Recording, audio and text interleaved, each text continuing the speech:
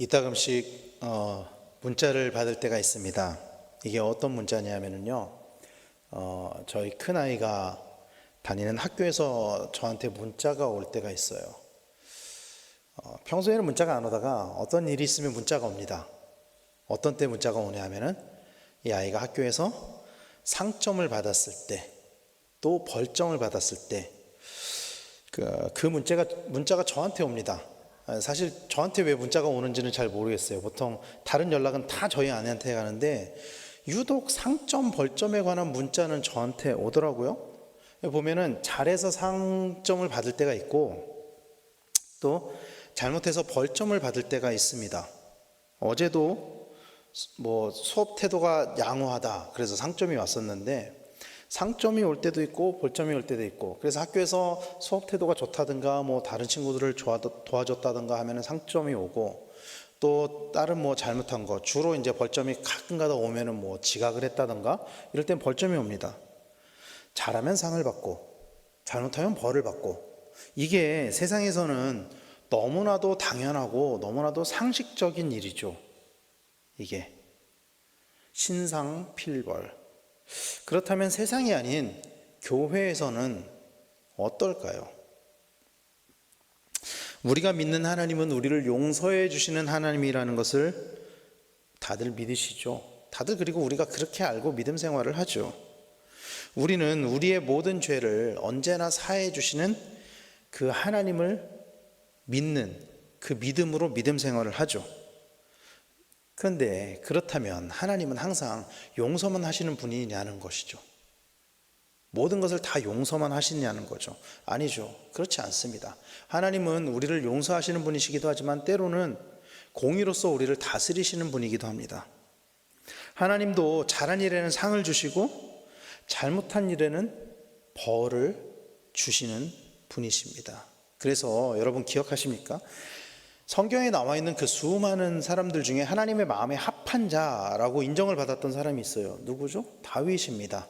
그 다윗조차도 하나님 앞에 잘못했을 때, 죄를 범했을 때 하나님께서 다윗을 징계하시는 장면이 나옵니다. 다윗조차도. 하나님은 그래서 우리에게 우리의 죄를 사해 주시고 우리에게 은혜를 주시고 우리에게 좋은 것으로 주시기도 하지만 때로는 하나님께서 우리를 징계하실 때도 있는 그런 공의의 하나님이라는 것을 우리는 기억해야만 합니다. 오늘 본문은 우리를 징계하시는 그 하나님에 관하여 이야기를 하고 있습니다. 보통 우리가 이 말씀을 볼 때, 저도 다른 때 설교를 할 때 보통 히브리서 12장 1절 2절 말씀만 놓고 설교를 하는데, 사실은 이 1절부터 13절까지를 쭉 봐야 그 1절 2절의 말씀 왜 그렇게 쓰여졌는지를 알 수가 있는 것 같아요. 그래서 오늘 제가 본문을 13절까지 잡았습니다. 오늘 본문에서는 보면 중간에 잠언의 말씀을 인용해서 하나님께서 우리를 징계하시는 분이라는 것을 이야기를 합니다. 그런데 제가 이 말씀을 준비하면서 잘 이해가 되지 않는 말씀이 있었어요. 7절 말씀에 보면 이렇게 이야기합니다. 너희가 참음은 징계를 받기 위함이라. 너희가 참으면 징계를 받기 위함이라. 마치 징계를 받는 것이 너무나도 당연한 것처럼 이야기를 하고 있죠. 근데 이 말씀을 사실 원어적으로 더 원래의 뜻에 가깝게 해석한다면은 너희의 참음은 징계를 받기 위함이다가 아니라 너희가 징계를 참으라. 사실은 이 말이 더 원어적으로 가깝고 이 말이 더 올바른 해석인 것 같습니다. 제가 여러 역본과 주석서를 봤을 때 이 말이 더 맞는 것 같아요. 너희가 징계를 참으라. 왜냐하면 하나님이 우리를 아들과 같이 대우하시기 때문이다. 그렇게 이야기를 하고 있는 것이죠. 하나님께서는 우리를 자녀 삼으셨습니다. 그리고 우리를 상속자 삼으셨습니다. 우리가 기억하고 있는 것처럼 로마서 8장에서는 그래서 이렇게 이야기를 하죠. 로마서 8장 15절에 너희는 다시 무서워하는 종의 영을 받지 아니하고 양자의 영을 받았으므로 우리가 아빠 아버지라고 부르짖느니라. 이렇게 이야기를 하죠. 구약 시대에는 하나님의 이름을 부르는 것조차 불경하게 여겨졌습니다. 그래서 하나님의 이름을 부르지도 못하고 제대로 쓰지도 못했었죠. 그러나 오늘날 우리는 하나님을 아버지라고 부르잖아요. 그렇죠? 하나님을 아버지라고 부르는 것, 이것은 하나님께서 우리를 아들 삼아 주셨기 때문에 가능한 것입니다. 그런데 성경은 그 아들에게는 상속자의 권리만 있는 것이 아니라 그런 자녀들에게 따라오는 고난이 있다라고 이야기를 하고 있습니다. 사실 아들로서 받게 되는 고난, 그리스도인으로서 받게 되는 고난은 두 가지로 나누어집니다. 하나는 세상에서 하나님의 자녀이기 때문에 받는 고난입니다. 하나님의 자녀이기 때문에 받는 고난. 1세기 그리스도인들, 히브리서의 원독자들이 받고 있었던 고난이 그런 고난이었죠. 하나님의 자녀로서 그리스도인이기 때문에 받는 고난. 그리고 또 한 가지는 하나님의 아들로서 받는 징계입니다. 로마서에서는 우리가 하나님의 그 아들로서 그 양자의 영을 받았다, 상속자의 영을 받았다, 그렇게 이야기를 하고 있는데요. 상속자로서의 권리만 가지고 있다라고 이야기하지 않습니다. 고난도 함께 받아야 된다라고 이야기를 하고 있습니다. 로마서 8장 17절, 아까 그 말씀에서 이어지는 말씀은 이렇게 이야기합니다. 자녀이면 또한 상속자, 곧 하나님의 상속자요 그리스도와 함께한 상속자니 우리가 그와 함께 영광을 받기 위하여 고난도 함께 받아야 할 것이니라. 하나님의 아들로서 받게 되는 고난이 있다라는 것입니다. 내가 무엇을 잘못해서 받는 고난이 아니에요. 이것은 내가 무엇을 잘못해서 받는 고난이 아니라 하나님의 아들이기 때문에, 그리스도인이기 때문에 받는 고난이 있다라는 것이죠. 반면 오늘 본문에서는 아들이기 때문에 받는 고난을 잘못이 없기 때문에 받는 고난을 이야기하는 것이 아니라 징계를 이야기를 하고 있다라는 거예요. 오늘 본문 8절은 이렇게 이야기합니다. 징계는 다 받는 것이거늘 너희에게 없으면 사생자요 친아들이 아니니라. 이렇게 이야기를 하고 있습니다. 징계가 없으면은 친아들이 아니다. 그렇게 이야기를 하고 있는 것이죠. 여러분, 자식이 잘못할 때 그 잘못을 바로잡지 않는 부모는 없을 것입니다 라고 제가 설교문에는 써놨지만 사실 가만 놔두는 부모님들도 종종 있죠. 근데 그런 부모님들을 좋은 부모라고 할 수 있을까요? 자식이 잘못하는데도 가만 놔두는 부모를 좋은 부모라고 할 수는 없을 것입니다. 남의 자식이 잘못할 때는 그것을 지나칠 수 있죠. 남의 자식은 징계하지 않죠, 내가. 그리고 요즘 세상에는 남의 자식을 혼났다가는 큰일 납니다. 요즘 세상에는. 요즘엔 남의 자녀들을 잘못 혼내면은요, 아동학대로 고발을 당하기도 하고요. 문제가 되기도 해요. 그런데 내 자녀는, 내 자식은, 내 자식이 잘못할 때까지 그것을 가만두고 본다면 그것은 좋은 부모라고 할 수가 없을 것입니다. 하나님은 우리에게 너무나도 좋은 아버지이시기 때문에 하나님도 우리가 잘못할 때 그것을 보고 지나치지 않고 때로는 그 잘못에 대해서 우리를 책망하시고 우리를 징계하시기도 한다라는 거예요. 하나님이 우리에게 좋은 분이시기 때문에, 좋은 아버지이기 때문에. 그런데 그렇다면 오늘 히브리서의 본문은 징계를 이야기를 하고 있는데, 그리고 징계를 참으라고 이야기를 하고 있는데, 그렇다면 이 고난 가운데 있는 이 히브리서의 원독자들이 무엇을 도대체 잘못했느냐 하는 것이죠. 오늘 본문 4절은 이렇게 이야기를 하죠. 너희가 죄와 싸우되 아직 피 흘리기까지는 대항하지 아니하고, 또 5절 앞부분에도 또 아들들에게 권하는 것 같이 너희에게 권면하신 말씀도 잊었도다. 그리스도를 믿는 그리스도인으로 살아가지만 여전히 죄 가운데 있는 우리의 모습을 이야기를 하고 있는 것입니다. 그리고 이 말씀은 히브리서 원독자들을 향해서 지금도 박해 가운데 고통받고 있지만 앞으로 다가올 더 큰 박해에 대비하여 믿음을 저버리지 말라, 이렇게 권면하고 있는 것입니다. 사랑하는 성도 여러분, 우리는 신앙생활을 하면서 좋은 것만을 얻기를 원합니다. 그렇죠? 신앙생활을 하면서 좋은 것만을 얻고 싶어 하죠. 은혜만 받고 싶어 하죠. 너무나도 당연한 것이죠. 그래서 하나님께서 우리에게 너무나 좋은 것들을 많이 부어주셨잖아요. 우리의 그런 마음에 하나님께서 응답하셔서 사실 너무나도 우리가 받은 은혜가 큽니다.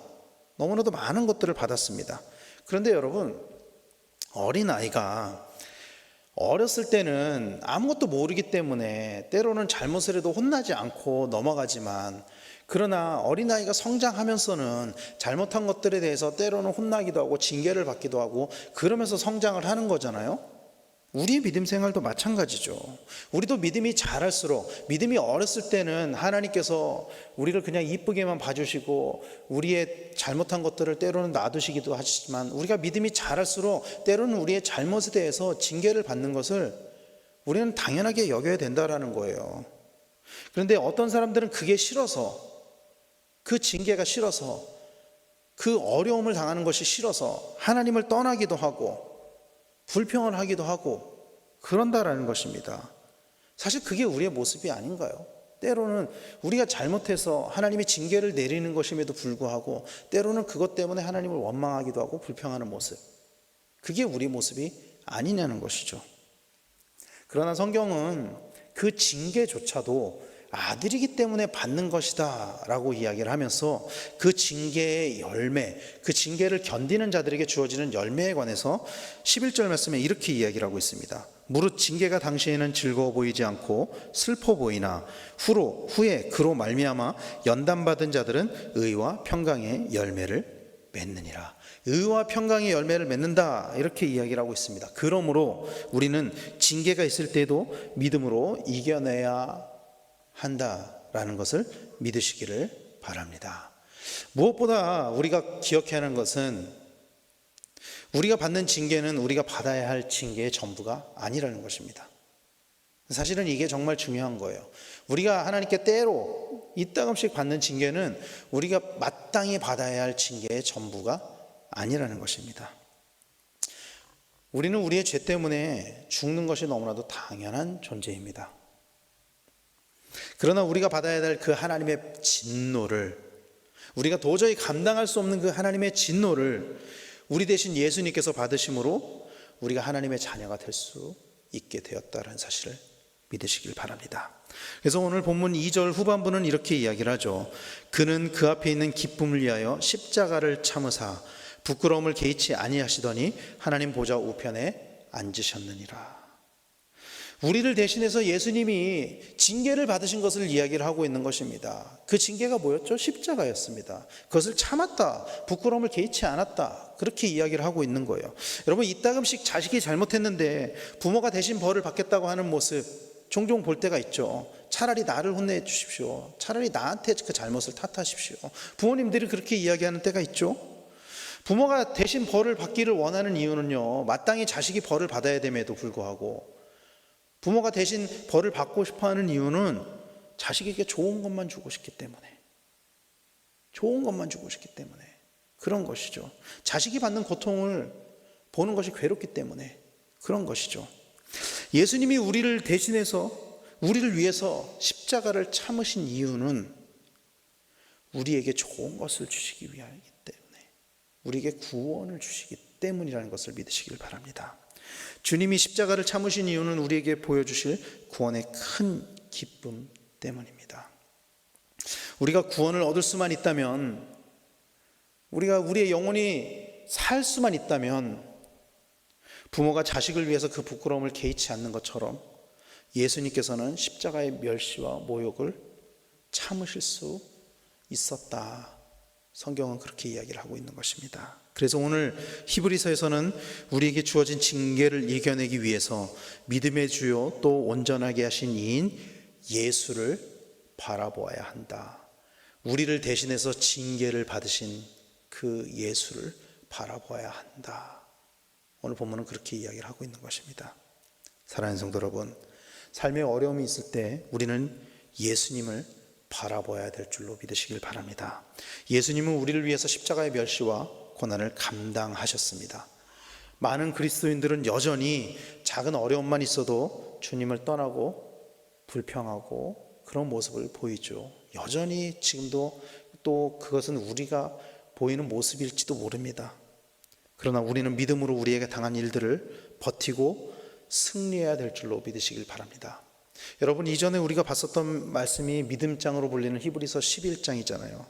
그래서 11장 말씀에 그들이 어려움을 당한 것을 이야기하는 이유가 여기에 있는 거예요. 그들도 그런 어려움 가운데 그것을 버티고 믿음으로 버티고 버텨서 승리했다.